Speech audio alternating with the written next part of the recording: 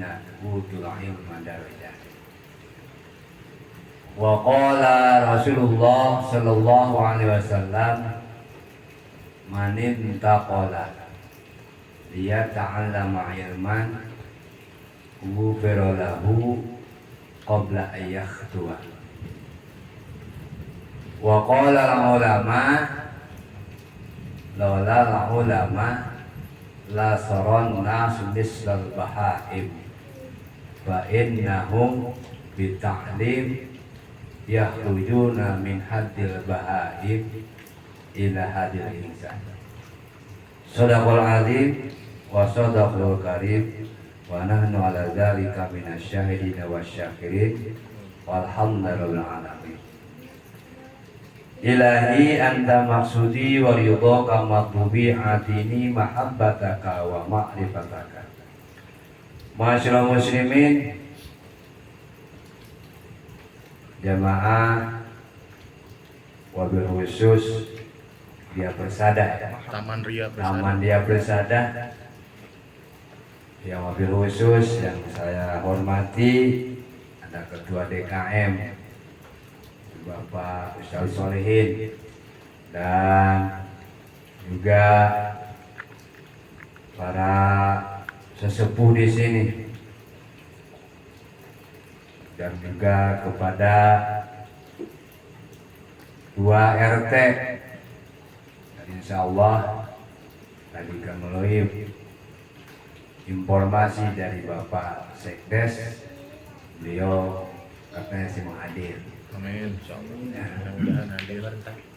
Dan hadirin semua yang lebih khusus yang hadir, mudah-mudahan dimuliakan Allah Subhanahu wa taala, dan juga yang mendengar atas pengarah suara ini. Pertama, marilah sama-sama panjatkan puji syukur kepada Allah Subhanahu wa taala, yang mana pada awalun atau pertama pengajian yang khususnya yang diisi oleh Bapak sendiri, Allah Subhanahu wa taala telah memberikan hidayah dan taufik kepada kita khususnya untuk mengadakan salah satu kewajiban kita, yaitu thalab ilmu. Karena kewajiban thalab ilmu ini adalah wajibnya wajib ain.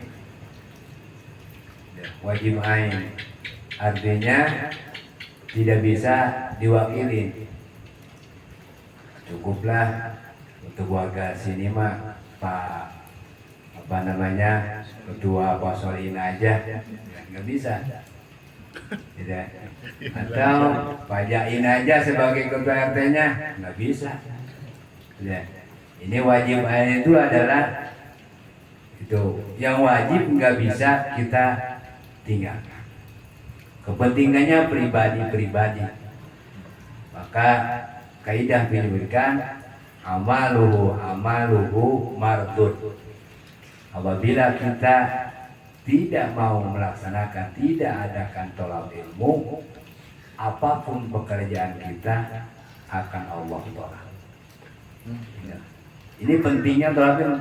Maka Rasul sampaikan, walau bisin, andai di perumahan ini gak ada seorang kiai, seorang guru yang tidak sempat memberikan materi, adanya di negara orang lain atau di kabupaten lain, maka kita wajib ke sana. Ini saking wajibnya itu thalab ilmu. Kenapa demikian?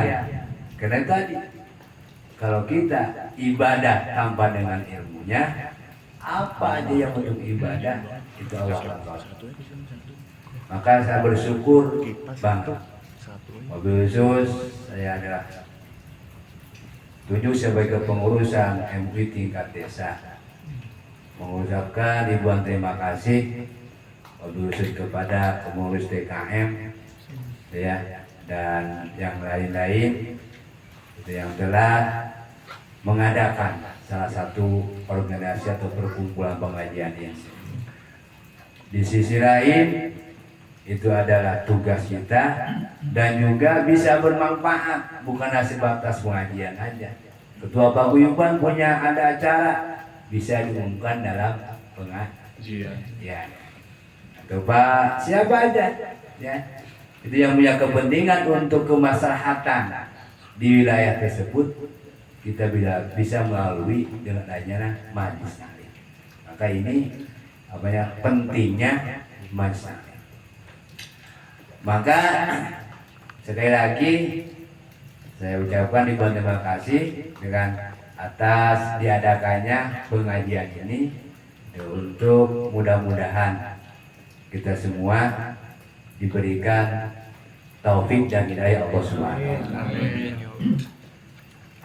Dan untuk keselanjutannya, di mana pengajian ini adalah rutin setiap kita laksanakan malam ini ya. Betul, baik. Malam Minggu, dengan malam Minggu maka kita jadwalkan. Yang penting kita terutama kepada pengurus ya. Kita pengurus istiqomah mudah-mudahan ya. Mau ada 2 orang, 1 orang, ini tantangan jadi pengurus ini. Ya, tangan-tangan ini ya. Gitu. Ini makanya kalau jadi pengurus itu mesti berani segala-galanya kan. Berani segala-galanya dalam artian kita nggak diajak kita kewajiban, nggak ngajak kita kewajiban, diajaknya ya begini. Maka tantangan buat seorang pengurus, bagaimana cara untuk mampu dan bisa memakmurkan masjid, memakmurkan ini majlis ya. Maka inilah bahasa Sunda mah singkan ceri ya, biar tebal di kuping ya. Tebal kupingnya mau ngomong apa demi kebaikan, fastabiqul khair gitu ya, sampaikan aja gitu ya, nanti ke depan bakal terasa dan itu ternyata manfaatnya luar biasa. Maka aku sampaikan wazakir fa inna zikra anfa'u. Bila ingatkan terus untuk melaksanakan sholat, untuk melaksanakan pengajian, sebab ingatan tersebut sangat bermanfaat. Kenapa mesti ingatkan? Sebab hari ini masyarakat, hari ini manusia sedang memikirkan, bukan memikirkan untuk kepulangan nanti, memikirkan buat besok, memikirkan buat minggu besok, memikirkan buat bulan depan, bahkan tahun depan sudah pikirkan sekarang. Maka tugas ini berat. Bagaimana beliau jangan sampai lupa apa sih dikerjakan tahun minggu depan, bulan depan, tahun depan sebagainya. Terakhirnya perkata dunia. Jangan sampai kita melupakan perkara akhirat. Ini tugas. Makanya seorang DKM nanti paling dulu yang bakal masuk ke surga. Amin. Amin. Ya mengajak kita sebagai pengikutnya ya. Ya mudah-mudahan ya kita jadi bisa membonceng ya minimal lah, nggak duduk sama itu juga ya, kita duduk di atas bareng sama DKM. Amin ya Allah. Amin. Dan sebaliknya kalau nggak mengajak DKM itu paling duluan ya. ini ya. Jadi maka tidak ada lain yang bukan, kita hanya mampu dan bisa memohon taufik dan hidayah dari Allah Subhanahu wa taala. Kenapa itu taufik dan hidayah? Sebab hidayah dengan taufik beda. Beda dengan hidayah dengan taufik. Kalau hidayah itu, kalau bahasa anak sekarang mah baru informasi di WA sampai dengan itu melalui pengarah suara. Oh malam ini ada pengajian, hidayah. Ya, oh orang itu mau ke masjid. Ingatin tuh, itu hidayah. Melalui pengarah suara, mulai gerak, daya pikir, mulai penglihatan. Itu hidayah. Makanya enggak semua orang dapat. Setiap orang yang mendapat hidayah belum tentu dapat taufik. Itu taufik lain. Ya. Hidayah itu hanya sebatas pemberitahuan, tahu bahwa hari ini melalui ada pengajian, bahwa waktu Johor sudah dikumandang azan, waktu asar sudah kumandang azan. Itu pemberitahuan, itu hidayah. Ya, itu. Kalau orang, nah, Abu Jahal ketemu dengan Rasulullah setiap hari. Ketemu. Apa dia masuk Islam? Enggak. Karena enggak ada taufik. Hidayah yang ada bahwa Rasulullah adalah utusan Allah. Tapi dia ini sama. Perkara suara ini tahu setiap waktu aja kemana kan? Apa banyak kan sholat? Ini taufik ini mahal. Jadi kalau taufik itu sudah di-share dalam hati, sudah melangkah. Itu taufik. Jadi setiap orang yang mendapat taufik pasti mendapat hidayah. Tapi tidak seluruhnya orang mendapat hidayah dapat taufik enggak. Gitu. Jadi hidayah itu sebar. Ya, taufik yang paling berat. Ya, beratnya taufik. Ya, taufik ini maka kita syukurin bahwa taufik ini adalah dari Allah Subhanahu wa taala, jangan kita sia-siakan itu. Maka taufik ini enggak seluruh orang dapatkan taufik ya, tapi orang semua mendapatkan hidayah itu. Walaupun dia banyak duitnya. Ya. Duit banyak. Ke masjid dekat, ke musola dekat, masalah dekat, belum tentu dia dapat taufik. Benar. Itu hanya taufik. Tapi walaupun dia di ujung sana, kena tahu bahwa ini pengajian bukan waktu sholat wajib, kena taufik sudah datang, yang nggak mampu hujan, capek, kena taufik dia datang. Itu maka kalau kita mendoakan keluarga kita, itu saudara kita, jangan sepotong-sepotong. Mudah-mudahan tetangga saya, mudah-mudahan sudah dapat hidayah. Jadi dua-duanya hidayah, udah kita sebarkan loh, ya. Tapi dapat taufik hidayah dan taufik. Ini ya, itu. Kenapa kita mesti talim? Karena dalam ayat fikih, karena saya sebutkan tadi dalam mukadimah tadi, lawalal ulama, andai pun di kampung ini, di desa ini, di Korea tersebut tidak ada orang yang pandai yang bisa menyampaikan materi Al-Quran, lasorok pasti ya tidak dimungkin lagi manusia tersebut misal bahaim, seperti binatang. Binatang. Dia gede juga tidak merasa malu ya. Karena tidak ada bimbingan rohani buat beliau. Nah sekarang banyak aja orang yang ngerti, banyak orang yang paham, banyak ulama lagi. Ya Allah Subhanahu. Ya. Yang ngeri sekali sekarang ini. Orang kelakuan seperti binatang. Ada yang emaknya dikumpul anak-anaknya. Ya. Ini ada di banyak para ulama. Apalagi kata ulama tidak ada ulama. Maka bagaimana cara seperti wataknya jangan seperti watak binatang tadi? Fa'innahum bitaklim. Salah satu kuncinya kita dijauhkan dari watak binatang, maka kita mesti duduk di majlis taklim. Itu. Sebab majlis taklim inilah yang akan menghilangkan batasan-batasan tersebut. Itu mana yang halal, mana yang haram, mana yang menang, mana yang sunnah dan lain-lain. Ini pentingnya, bukan? Jadi penting majlis taklim ini, maka ada majlis taklim ini kita wajib kita diniatkan, ya, diniatkan untuk hadir atau untuk melakukan sholat ini. Mudah-mudahan kita itu niat dari sekarang sampai akhir kita jangan diputusin untuk bertolak. Amin ya Allah ya Rabbal alamin. Masyaallah muslimin yang rahmati Allah Subhanahu wa taala. Kenapa demikian semua kita ngaji? Sebab adalah kita diciptakan Allah Subhanahu wa taala, tidak akan Allah ciptakan jin dan manusia adalah untuk beribadah. Itu. Ibadah ini melalui proses. Tidak bisa bin salabin ala gadabra.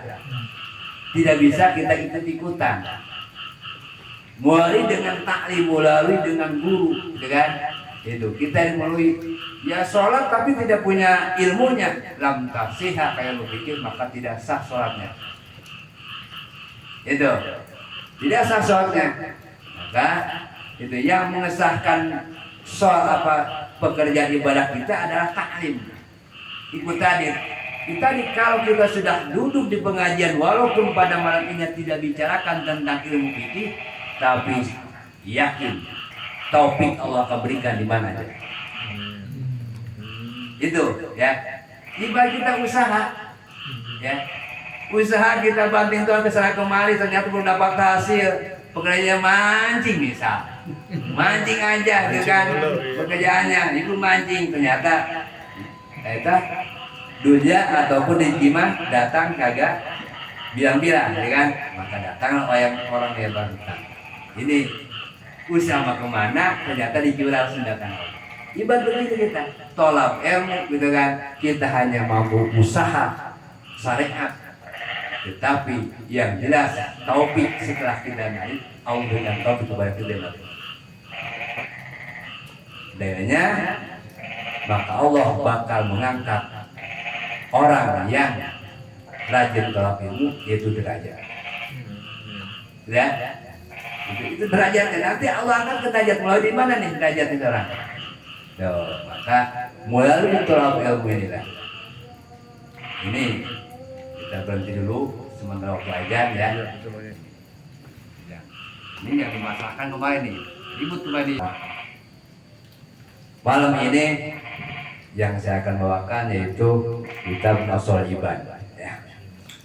Di mana makalahnya yaitu makalah menceritakan tentang ubudiyah keseharian kita, itu terutama mengenai kehidupan kita, ibadah kita itu kalau kita simpulkan, ya, kalau simpulkan tidak terlepas dari 4 poin. Ya. 4 poin. Poin yang pertama adalah qala ba'dul hukama jami'ul ibadati minal ubudiyah ay min arkan Islam arba'atun. Sebagian ulama berpendapat seluruh ibadah, rangkaian ibadah itu terbagi dalam 4 bagian. Ya. Terbagi dalam 4 bagian. Yang pertama adalah al-wafa'u bil ahdi. Makasih. Al-wafa'u bil ahdi. Menunaikan janji. Itu punya janji. Punya janji enggak terhadap Allah? Ayo. Ditanya punya janji enggak terhadap Allah? Punya. Asyhadu an la ilaha illallah wa asyhadu anna Muhammadar Rasulullah. Ini janji kita, kesaksian kita terhadap Allah. Di rangkaian ibadah apapun kita punya janji Allah tadi mengucapkan dua kalimat syahadat. Ini patokan orang Islam tadi adalah berkalimat syahadat. Itu. Bahkan syahadat ini kita tidak boleh dilepas. Nah, ada satu yang dikatakan man qala akhiru kalami la ilaha illallah dakhala jannah. Tidak ada hadis demikian. Siapapun yang mengucapkan akhir berbicara beliau sakatul maut mengucapkan kalimat la ilaha illallah, dia akan masuk surga. Ini kalimat tauhid ya. Itu rangkaian ibadah yang pertama adalah janji kita terhadap Allah Subhanahu wa taala. Itu. Komitmen kita kelak ya, kita senantiasa melaksanakan perintah Allah dan menjauhi dari larangannya. Ini janji kita. Asyhadu, aku bersaksi, sesungguhnya tidak ada yang berhak untuk disembah kecuali Allah. Ya. Ya, jangan lagi kita sulit, lagi kita susah, lagi kita apa sih? Galau sebagai, jangan minta pertolongan orang lain. Memohon hanya kepada Allah. Itu. Ini tolak ukur baik kita orang Islam itu tadi, maka punya komitmen, punya janji terhadap Allah Subhanahu wa Ta'ala. Gitu. Jadi syahadat ini bukan sekedar ucapan, tetapi dengan kelakuan kita, perbuatan kita, ya. Bukan sekedar kita bicara, tapi sumpah kita terhadap Allah Subhanahu wa Ta'ala. Itu. Maka kalau ada orang mengaku orang Islam, bersyahadat, ngaji jarang, sholat apa lagi, bisa tadi pertanyakan imannya. Orang bersyahadat, ya, itu bisa mengucapkan syahadat, tetapi sholat ya jarang, itu apalagi pengajian. Ini bisa dipertanyakan keimanannya. Ya, sebenarnya keimanannya itu. Sebab kita dituntut Allah Subhanahu wa Ta'ala itu untuk melaksanakan ibadah kepada Allah Subhanahu wa Ta'ala. Tidakkah kami ciptakan jin dan manusia melainkan untuk ibadah. Jadi konsep daripada ibadah itu bukan hanya sebatas ati Allah, ikut, ya, perintah Allah, apa yang Allah perintahkan dan Allah sampaikan, maka kita laksanakan. Itu termasuk panggilan Allah. Apa itu? Azan. Azan ini adalah bagian Allah. Hakikat syariatnya manusia yang mengamalkan. Hayya 'alas shalah. Yuk kita sama-sama sholat. Hayya 'alal falah. Mari sama-sama menuju ke bahagia. Ya, ini Allah yang sampaikan.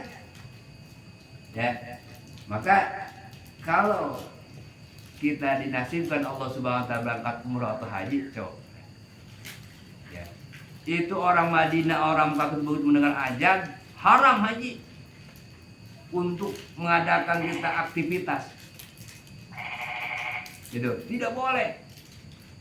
Kan jelas Al-Quran, ya ayyuhalladzina amanu idza nudiya lis-sholati min yaumil jum'ah fas'au ila dzikrillah wa zarul baik. Gitu kan? Ayat jelas. Apabila diundang, dipanggil lis-sholati untuk melakukan sholat khususnya di hari Jumat, fas'au, maka segera. Ya. Maka orang-orang di sana itu subhanallah. Ya. Panggilan Allah itu. Itu orang buru-buru. Maka orang kita mau peci aja, mau tanya peci, haram haji haram. Tuh. Wazaru be, dan tinggalkan semua aktivitas. Yang lagi nyangkul berhenti dulu. Ya kan? Yang lagi kita punya tugas pegawai negeri ngajar, kita istirahatkan dulu. Pekerja di PT istirahat waktunya. Kan itu ya. Apalagi kuli bangunan. Itu apalagi punya dagang kita sendiri. Itu pas wazaru be, tinggalkan semua aktivitas jual beli kita. Itu in kuntum, kalau kita tahu dasarnya bahwa masih bagusnya kita menaikkan sholat itu tadi panggilan Allah daripada kita beraktivitas yang lain. Cuma sayang hari ini kita belum sampai ke arah sana, ya. Mudah-mudahan ya kita bisa tuh, bisa melaksanakan demikian. Itu jelas kita mengamalkan dengan Al-Quran tadi, surat Al-Jumu'ah tadi, ya. Itu. Sebab tak bisa minimal, ya. Bapak studi banding mengamalkan dengan ajaran sunnah. Dan ajaran sunnah ini itu studi banding. Itu pernah dari Malaysia, kemudian Taiwan sampai ke Pakistan, itu 4 bulan tak pengen tahu bagaimana sih pengamalan orang-orang melaksanakan ahli sunnah wal jamaah ini di luar sana, di luar negeri sana itu kan. Ternyata luar biasa. Gitu. Ternyata luar biasa. Ya. Maka ini komitmen kita, janji kita kalau tadi mengikuti perintah Allah, bukan sekedar mengucapkan. Syahadat ini hanya diucapkan sewaktu kita mau masuk Islam, atau kita mau sholat, atau kita mau melakukan pernikahan, barulah syahadat. Itu. Dengan saya itu mengamalkan, meyakini, diamalkan itu ya. Asyhadu an la ilaha illallah, ikut semua perintah Allah, kita meyakini semuanya ada kita la haula wala quwata, tidak dari kekuatan selain Allah. Kan itu hanya saya yang menggerakkan Allah, ya kan? Itu yang bisa hakikatnya kembali adalah gerakan sama Allah, bukan sekitar sehat. Ya, itu adalah Allah yang kasar kasih sayang Allah kepada kita. Allah sayang kepada kita, bahwa kita ini akan menjadi hamba Allah yang Allah cintai, maka diberilah taufik. Itu ya. Itu. Yang pertama yaitu janji kita punya janji terhadap Allah Subhanahu wa taala untuk melaksanakan perintahnya dan menjauhi dari segala larangannya. Dan janji kita yang kedua adalah janji terhadap Rasulullah Sallallahu Alaihi Wasallam. Ya. Ini pun sama, bukan wa asyhadu anna Muhammad Rasulullah diucapkan bibir saja. Ya, ini. Kita laksanakan perintahnya. Ayatnya jelas, atiullah wa atiur rasul. Ya. Ikuti perintah Allah dan ikuti perintah Rasulullah Sallallahu Alaihi Wasallam. Ini yang namakan adalah itu sebutnya ahli sunnah. Kita berpatokan Al-Quran dan hadis Rasulullah Sallallahu Alaihi Wasallam. Hadis, ijma, qiyas. Ini yang disebutkan yaitu dengan aswaja ahli sunnah wal jamaah. Ya. Dengan menghidupkan sunnah, maka Rasul akan cinta kepada kita. Man ahya sunnati faqad ahabani wa man ahabani kana ma'i. Siapapun orang menghidupkan sunnah Rasul. Apa sunnah Rasul? Contoh sekarang. Ya. Kita datang kemari ke masjid ini, ya, melangkahkan kaki kiri apa kanan? Kanan. Kalau langkah kaki kanan itu pekerjaan Rasul, tapi kan kalau kita hanya melangkah bukan mengikuti ajaran Rasul, hanya kebiasaan, kita nggak dapat pahala double. Tapi kalau kita niatnya dengan melaksanakan ini adalah perintah Rasul, melangkahkan kaki kanan, maka itu dapat 2 riba. Itu. Dan kemudian kita duduk di sini, masuk ke sini. Ya. Itu. Kalau hanya tinggal diam ya, bagus alhamdulillah. Tapi lebih utama lagi nawaitu an i'tikaf. Ini kan bukan masjid, ini musola. Ini ada yang udah lihat. Masa kita mesti niat i'tikaf di musola? Ya. Masjid, musola, kalau masjid itu tempat masjid jauh pakai khutbah, ya, pakai sholat Jumat, dengan kalau musola tempat sholat sujud, masjid tempat sujud sama. Kalau kaidah PW tadi jangan pun untuk masjid dan musola tempat yang biasa dipakai menyampaikan kalamullah, pengajian pun boleh diniatan yang i'tikaf. Itu maka kita niatan, itu namanya diniatan, mengatakan dengan niat i'tikaf sudah termasuk mengamalkan sunnah Rasulullah. Tapi kalau kita tidak diniatan, ya anggapnya biasa-biasa aja. Gitu. Jadi kenapa makan mesti tangan kiri, mesti tangan kanan? Cuma nggak biasa Pak, kalau tangan kiri itu nggak biasa, mesti tangan kanan tuh kan. Itu berarti kebiasaan. Tapi kalau niatan bahwa tangan kanan adalah pekerjaan Rasulullah, kita ikut Rasulullah, maka makan pun dapat pahala. Itu bedanya. Gitu ya, bedanya. Gitu. Jadi apapun yang telah Rasulullah sampaikan kita kerjakan, kita niat mengamalkan ajaran Rasulullah Sallallahu Alaihi Wasallam. Man ahya, siapapun orang yang menghidupkan. tentang kelakuan Rasulullah pada waktu itu, ya, maka umat pun nanti akan bersama Nabi di yaumil qiyamah surga Allah. Amin ya Allah ya Rabbal alamin. Maka kita niatan ya melaksanakan itu pekerjaan apa yang Rasul sampaikan, kita ikuti ya. Ati Allah wa atiur Rasul. Ikut perintah Allah dan ikut perintah Rasulullah sallallahu alaihi wasallam. Kemudian termasuk lagi memenuhi janji terhadap siapa? Tadi terhadap Rasulullah, ya. Janji terhadap Allah udah, janji terhadap Rasulullah kita ikuti benar. Janji terhadap istri kita, janji sesama manusia. Melaksanakan hak kita, ya. Hak kita. Ini kaidah Islam itu kan. Hak kita. Ada halal, ada haram, ada hak kita, ada bukan hak orang lain. Ya. Ini hak kita sesama manusia apa? Hak kita servis siapa? Hak kita selalu tadi apabila kita sudah qabil tu nikah, saya terima nikah dan kawinnya Maryam binti siapa, maka sudah lepas dari tanggung jawab orang tua kepada kita. Ya, itu tanggung jawab kita. Kita nafkahin kita rumahin kita berikan ilmu kita. Tanggung jawab kita tuh.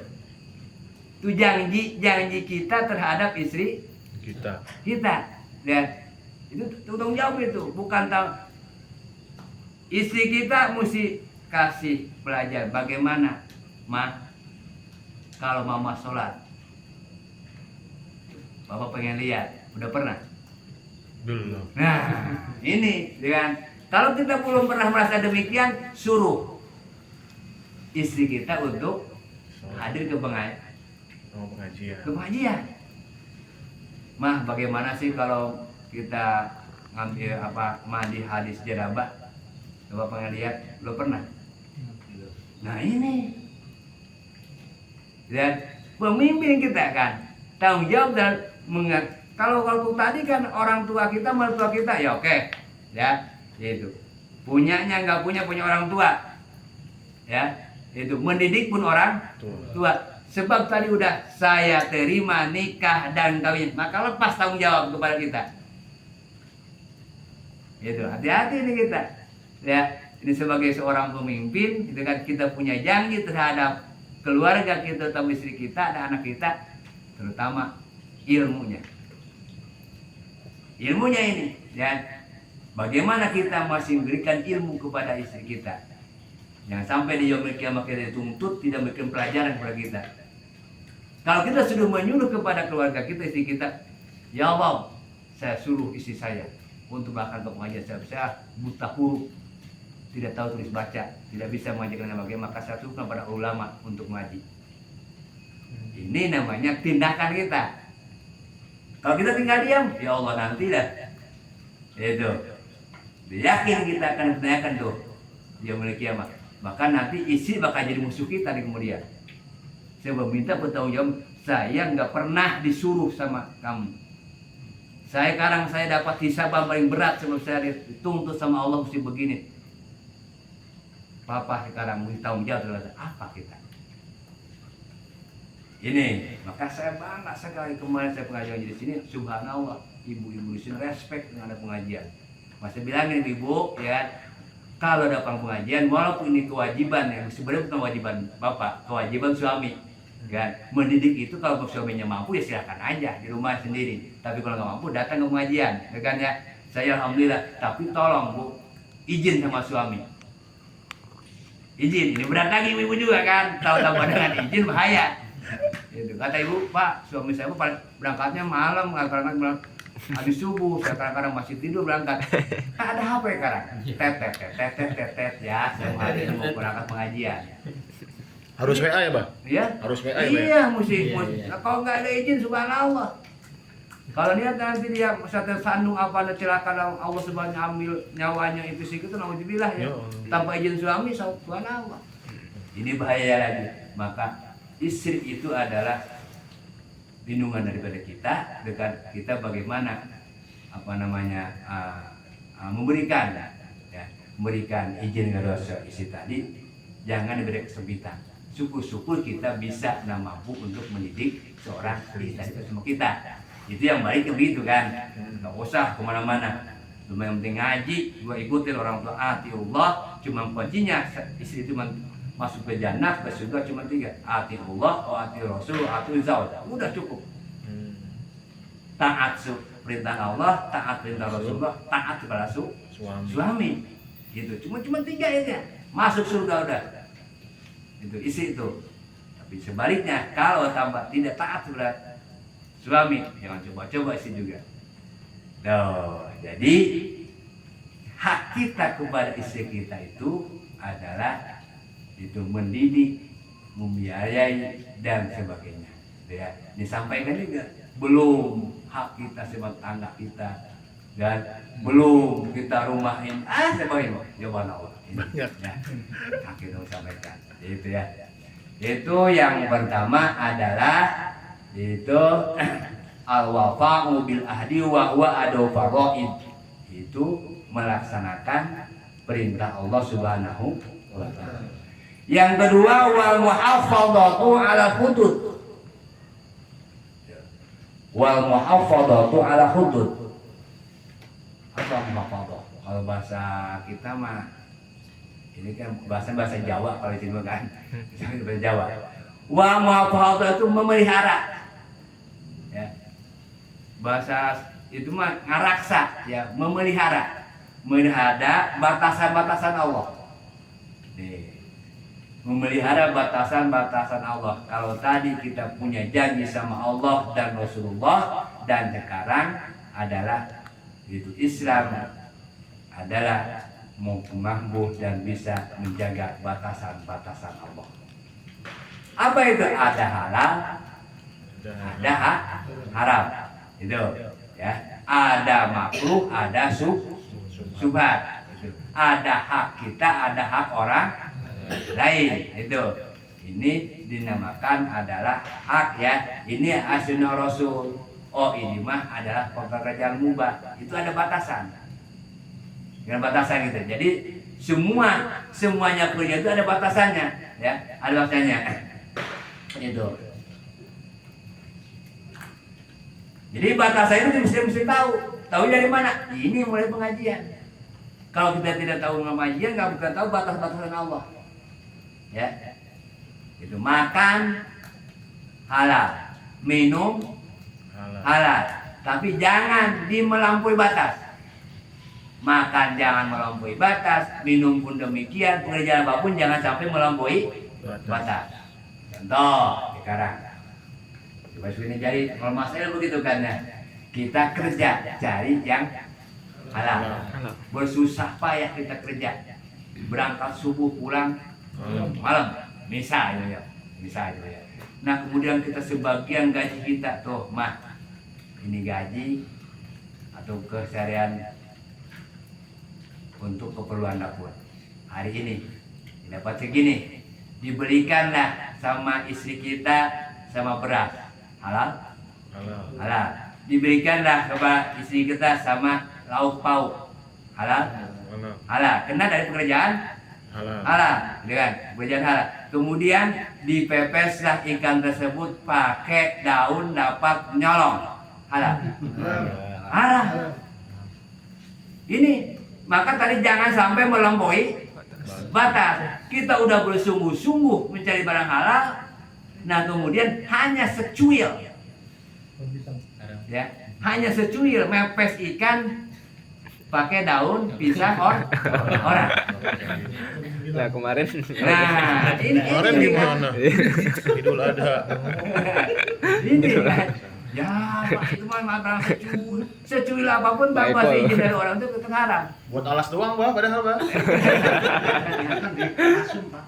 Oh, pasum. Aman. Gitu.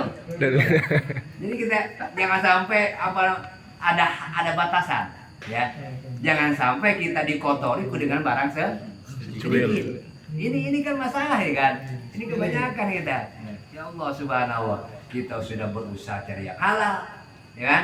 Itu banting tulang serahkan sama istri, kemudian isi beliin makanan sebagainya, ternyata hanya sesuai daun tanpa izin, maka barang yang tadi semua haram. Allah subhanallah. Ini ya, itu jangan sampai melampaui Batas. Itu contoh.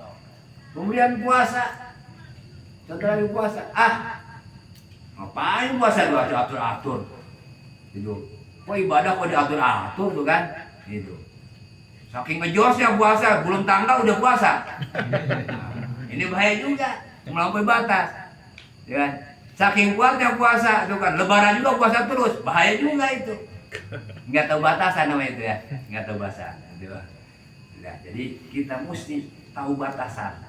Ini Islam terbagi dalam 4 bagian. Pertama yaitu yang kita tunaikan, kedua kita mesti tahu tentang batasan-batasan Allah dan batasan-batasan secara manusiawi. Begitu pula batasan rumah. Ya. Ya Allah subhanahu, ya cuma sejengkal. Ya sejengkal, coba kali ke dasar 7 lapis berapa itu? Oh, itu yang tembok setengah Sekali. Nah, coba gali coba itu.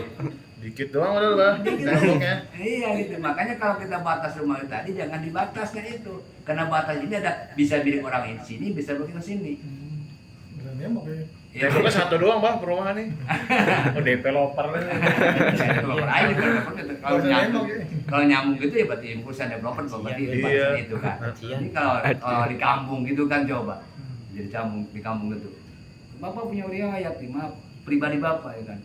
Bapak itu kan bikin rumah, beli tempat punya. Beli tempat dari seorang. Ini orang diperlihatkan rumah ini subhanallah. Bapak beli rumah waktu itu tahun 70-an kan. Itu rumah bentuk rumah gitu kan, cuman 6 kali 10 kan. Ini 2-3 orang gak ada yang betah di rumah situ, gak ada yang betah. Yang satu hancur, yang satu usahanya, yang satu pisah. Ini kenapa sih ini rumah? Maka sebelumnya itu Bapak istihara dulu, ada apa dengan ini? Nah, mimpi dalam suasana tadi kebetulan semua temulah engkong gitu kan. Coba kamu datang suatu hari sana. Ternyata yang punya tempat itu, alhamdulillah masih ada. Alhamdulillah masih ada orang yang bertemu itu. Saya kunjungi, Bapak kunjungi itu, Kong, sebenarnya gimana sih doa tempat tanah ini? Kata si Kong itu, katanya saya engkong mau ngomong, ya. Gak enak sebab itu yang punya tanah ada anak ustad. Ini anak ustad. Anak ustad, kan? Terus dia itu sebenarnya itu tanah itu batasnya pendasi. Karena ini ada curugan ke sini, otomatis 1 meter. Air ke sini kan 1 meter. Jadi belum ada batas. Kakek engkong mau ngomong, takutnya gimana? Karena Allah kuasa ya, Allah kuasa. Maka langsung pada waktu itu, Kong, kalau itu batasnya jangan ngomong. Yang penting ini saya mohon berapa itu per meter kali 10 meter, setengah meter. Setengah meter ucugan dari pendasi ke sini berarti ukur 10 meter ke belakang. Bayar. Alhamdulillah. Itu ternyata bukan nanti yang mereka di dunianya pun demikian. Dibalas. Ya, makanya jangan sampai kita ya melampaui batas. Hak orang kita main babak aja, gitu kan? Jadi anggapnya kita sepele, gitu kan ya? Ya, dikit bang daun, gitu kan? Sepele, gitu kan? Barang yang secuil, walaupun itu banyak yang halal, tapi secuil barang haram itu akan haram semua. Itu, ya. Dan yang selanjutnya wasobru alal mafkudi. Wasobru al mafkudi ae mahbubati, sabar terhadap sesuatu yang telah tiada. Sabar sesuatu perkara yang sudah tiada. Itu kita jangan mengeluh apabila sudah tiada. Kita jangan gerundul. Masa orang Cibetung mah Itu. Hah? Gerutu. Gundel itu banyak untuk baca betul, ngocoblak baik. Coblak. Ngomong baik itu kan. Gitu. Cablak. Apalagi menyalahkan Takdir. Itu jangan. Itu. Jangan sekali-kali kita apabila itu mesti kita sabar dalam melaksanakan alam maqtudi apabila yang telah tiada. Toh, kan? Itu. Istri kita misalkan kita tinggalkan istri kita, ya, gitu. Kita sabar. Perasaan kita udah dikasih malah ada jangan marah banget di sini meninggal duluan kan ya. Udah. Ya, gitu. Ini subhanallah.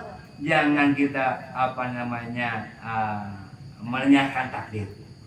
Menyalahkan takdir. Ditinggalkan barang sudah tiada, itu apapun maksud kita jangan menggundul dengan ya Allah tega amat sih. Ini isi saya lagi sayang-sayangnya. Jangan kok Allah panggil bukannya saya duluan. Ya, jangan. Ini rumah lunas gitu. Tidak. Bisa duluan. Iya, jangan berundal. Itu sabar kita, apalagi menyerahkan takdir di Allah Subhanahu wa taala, ya. Itu. Kemudian kita mesti siap. Mesti siap apabila telah tiada. Mesti siap. Bahkan kita kembali kepada diri kita. Ya Allah subhanallah, padahal itu motor belum saya kasih bang, kan? Kenapa sih ya Allah ini? Padahal saya dapat usaha lah. Ini motor ada yang dibalik gembok saya berusaha. Ini motor ada yang nyuri. Mau berundol kita, ya kan? Kan semuanya itu takdir kehendak Allah, ya kan? Kita sabar. Sabar dengan bagaimana menahan emosional kita, bagaimana kita melakukan ujian tersebut. Itu kita nggak tahu kan kehendak Allah itu bagaimana sih, ya itu kehendak Allah bagaimana. Walaupun kita berusaha sudah kemampuan kita untuk melaksanakan barang tersebut halal, tapi nyatanya bukan milik kita, diambil sama orang. Walaupun begitu kita sayang sama istri kita, kita masih berusaha dan ternyata Allah panggil Tuhan. Kita jangan berundal, ya, gitu. Jangan mau coblak baik maksudnya betul kan. Apalagi kita sampai, ya Allah subhanallah. Orang-orang kampung di sini itu kan kalau ditinggal kesayangannya sampai menjerit, bapak itu kan, ya Allah, ya.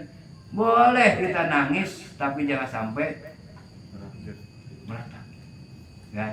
Boleh sedih itu, tapi kita jangan sampai meratap gitu. Apa sih yang kita banggakan dengan semuanya adalah kehendak Allah Subhanahu wa taala. Ini hadirnya. Jadi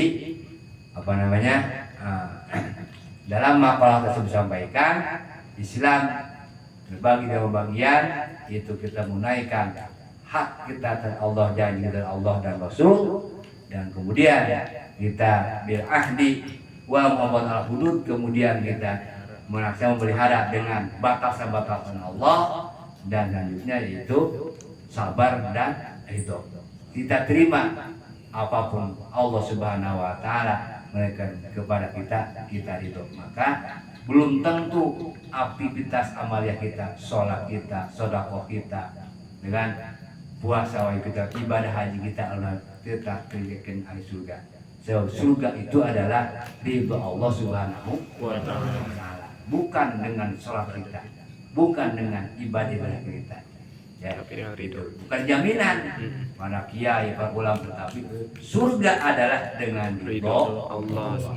Maka kita selalu memohon ilahi anta maksudi wa ridhoka ma'ubi ini mahabbataka wa ma'rifatuka. Ini kan.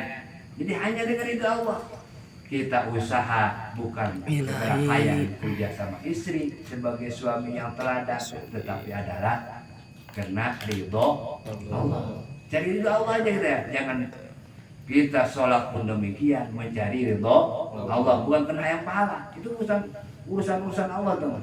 Ya, kita apapun aktivitas kita cari ridho Allah. Ya, maka dengan ridho Allah inilah dengan ridho Allah tadi inilah kita akan disampaikan dengan bagaimana ibadah kita terkecil apapun kita nggak mampu dan nggak bisa kita untuk melaksanakan ibadah yang sebenarnya kalau dengan ridho Allah insya Allah. Ya.